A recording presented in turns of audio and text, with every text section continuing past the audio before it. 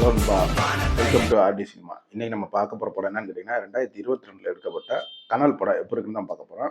அதுக்கு முன்னாடி நம்ம வீடியோ பிடிச்சிருந்துச்சுன்னா லைக் பண்ணி சப்ஸ்கிரைப் பண்ணிக்கோங்க. இப்போ இந்த படத்தோட கதை எடுத்துக்கிட்டிங்கன்னா நம்ம படத்தோட ஹீரோயின் சக்தி வந்து அவங்க கணவரை இழந்துட்டு அவங்களுக்கு 2 ஹேமா, கார்த்தின்னு 2 பசங்க.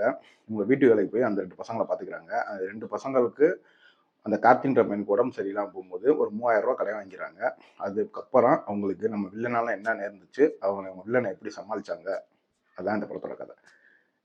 படத்தோட பாசிட்டிவே பார்த்தீங்கன்னா, மொதல் பாசிட்டிவ் படம் ஒரு 1 மணி நேரம் 10 நிமிஷம் தான் ஓடுது. அதுதான் இந்த படத்தோட மொதல் பாசிட்டிவ். மித்தபடி படத்துல அப்புறம் அவங்க நார்மல் லைஃப் லீட் பண்ற அந்த விதத்த காமிச்சது, இதெல்லாம் நல்லாவே இருந்துச்சு. ஹீரோயினா நடிச்ச இந்த காவ்யா வந்து ரொம்ப நல்லாவே நீட்டான பெர்ஃபார்மன்ஸ் குடுத்தாங்க. வில்லனா நம்ம ஜான் விஜய் தான் நடிச்சிருப்பாப்புல. அவரும் ஒரு நீட்டான பெர்ஃபார்மன்ஸ் குடுத்தாங்க. அந்த கார்த்தியா நடிச்ச பையனும் ஒரு நீட்டான பெர்ஃபார்மன்ஸ் குடுத்திருந்தான். படத்துல எங்கேயுமே லேக் இல்லையான்னு கேட்டீங்கன்னா, 1 மணி நேரம் 10 நிமிஷம் ஆனாலும் படம் கொஞ்சம் ஸ்லோவா போற மாரி தான் இருக்கு. கண்டிப்பா இது எல்லாருமே பார்க்க வேண்டிய ஒரு படம். படத்துல அந்த அவங்க வீட்டு வேலை பார்ப்பாங்கல்ல, அந்த வீட்டு ஓனர்ஸ் ஹஸ்பண்ட் அண்ட் ஒய்ஃப் பேசிக்கிற மணிக்கு ஒரு கான்வர்சேஷன் சீன் வரும். அந்த சீன்ல அவங்க சொல்ல வந்த மெசேஜ் அந்த படத்துல சொல்லிட்டாங்க என்னான்ட்டு. அதுவும் ரொம்ப நீட்டா அழகாவே இருந்துச்சு.